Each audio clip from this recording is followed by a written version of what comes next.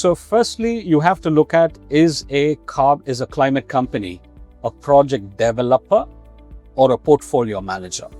A project developer will design, develop, invest, and implement the project, like what ProClime does. We identify opportunities with states, co-invest with them to develop these climate projects, generate carbon credits, and have a revenue sharing mechanism. In the second, portfolio management, as we call it, carbon portfolio management. Let's say the government of Kerala has a project.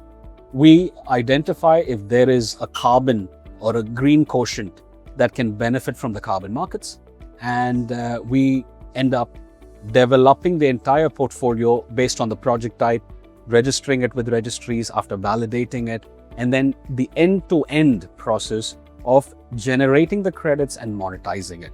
So carbon or climate companies have two roles, either a project developer or a portfolio manager. And this is a very scientific and economically intrinsic process.